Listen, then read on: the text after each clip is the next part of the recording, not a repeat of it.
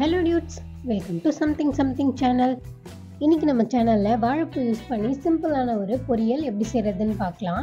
இந்த வாழைப்பூவோட நியூட்ரிஷன்ஸ் எதுவுமே வேஸ்ட் ஆகாம எப்படி க்ளீன் பண்றதுன்ற வீடியோ ஆல்ரெடி நம்ம சேனல்ல போட்டிருக்கோம். அந்த வீடியோட லிங்க் நான் டிஸ்கிரிப்ஷன்ல ஆட் பண்றேன், கண்டிப்பா போய் பாருங்க. இப்போ ஒரு மிக்ஸி ஜார்ல கொஞ்சமா தேங்காய், 2 பல்லு பூண்டு, 1/2 டீஸ்பூன் அளவுக்கு சீரகத்தூள், 1/2 டீஸ்பூன் மஞ்சள் தூள், 1 டீஸ்பூன் மிளகாய் தூள் இதெல்லாத்தையும் சேர்த்து தண்ணி சேர்க்காம ஒரே ஒரு தடவை ஓட்டி எடுத்துக்கலாம். இப்போ ஒரு கடாய் சூடாக்கி கொஞ்சமா எண்ணெய் சேர்த்துக்கலாம். எண்ணெய் சூடானதும் கொஞ்சமா கடுகு சேர்த்துக்கலாம்.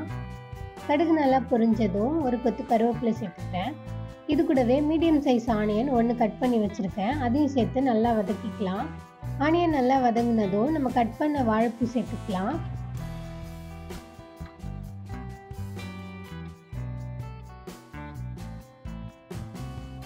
இதை நல்லா மிக்ஸ் பண்ணிட்டு மூடி வச்சு 1-2 நிமிஷம் வேக வச்சுக்கலாம்.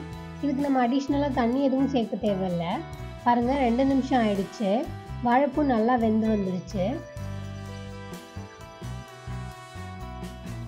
இந்த ஸ்டேஜில் இதுக்கு தேவையான அளவுக்கு சால்ட் ஆட் பண்ணிக்கிறேன்.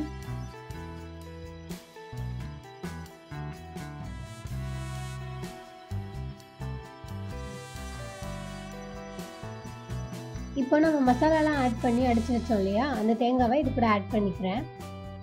ஆட் பண்ணி 2 நிமிஷத்துக்கு நல்லா வதக்கி விட்டுக்கலாம்.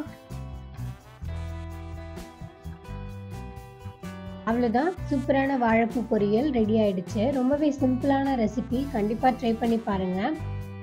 டேஸ்டியாக இருக்கும்.